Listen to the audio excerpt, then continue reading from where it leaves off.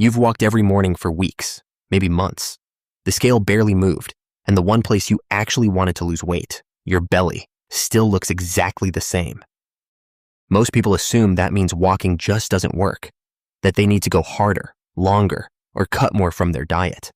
But the problem isn't the walking.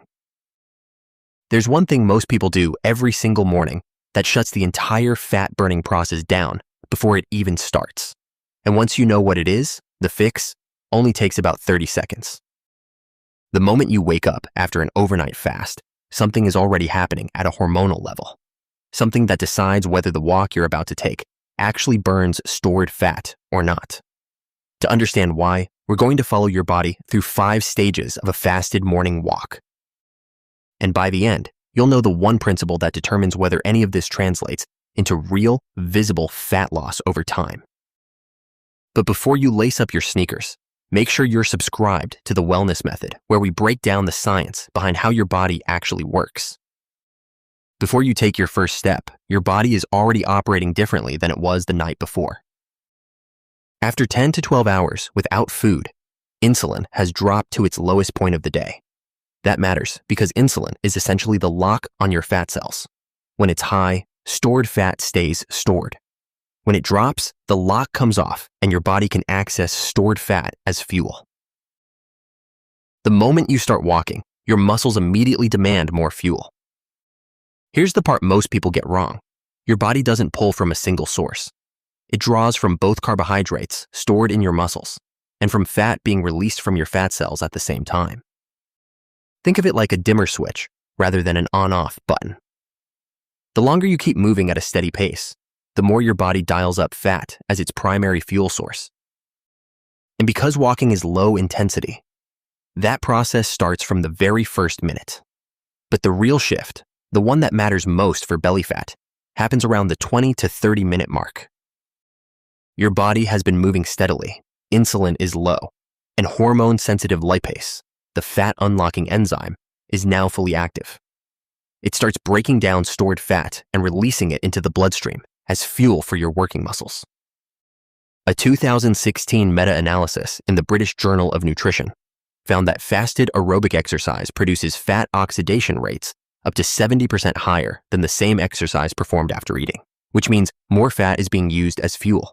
And this is where many people make the assumption that if more fat is being burned during the walk, then more body fat must be disappearing. You started this walk wanting to lose belly fat, and it's natural to assume that if you're burning fat during exercise, it must be coming from the area you most want to change. But that's not how the body works.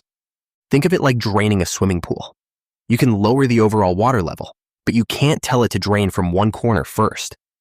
Fat loss works the same way, but not all belly fat is the same. There's the soft fat just beneath the skin, subcutaneous fat. And then there's visceral fat, the deeper fat wrapped around your organs, the kind linked to insulin resistance, cardiovascular disease, and type 2 diabetes. Here's the important part. Visceral fat sits closer to the body's blood supply and has more receptors for the hormones that trigger fat breakdown. So while both types are being reduced, visceral fat responds faster. Research shows that losing just 10 pounds can shrink visceral fat by around 30%, while subcutaneous fat barely changes at first. Subcutaneous fat is slower and more stubborn, but it responds to the same habits. Keep showing up and it follows. And that's exactly what consistency does here. The biology is real, and the people who actually see results are the ones who show up repeatedly. Think of it like investing. A single large deposit can be impressive, but small, consistent deposits made over months and years almost always produce greater results. Walking before breakfast means fat is your body's primary fuel source from the moment you start moving. And that's exactly the state you want to be in. 3 to 4 fasted walks per week, at a pace you can actually sustain, compound into something significant over time. The good news is that fasted walking doesn't require complicated protocols or extreme routines. Here's what actually matters. Keep the intensity moderate. You should be able to hold a conversation while walking. If you're gasping, you've gone too hard and likely shifted out of the fat-burning zone entirely. A brisk, comfortable pace of around 3 to 4 miles per hour is the target. Consistency beats duration. 30 to 60 minutes is the optimal range. but a 20-minute walk 5 days a week will outperform an ambitious hour-long routine that gets abandoned after 2 weeks. 3 to 4 sessions per week is enough to see real metabolic benefit. Drink a large glass of water before you leave. Most people wake up mildly dehydrated, and it's easily mistaken for fatigue or hunger. Just keep it clean. Anything with calories puts insulin back into your system, and the fat-burning window closes. Add strength training if you can. Walking burns fat. Strength training preserves muscle. During a calorie deficit, muscle mass is what keeps your metabolic rate from dropping. The two work significantly better together than either does alone. Your body stays in an elevated fat-burning state after a fasted walk. When you do break the fast, prioritize protein and slow-digesting foods over anything that spikes insulin quickly. Those are the variables that actually move the needle. Simple, and built entirely around the biology your body is already doing.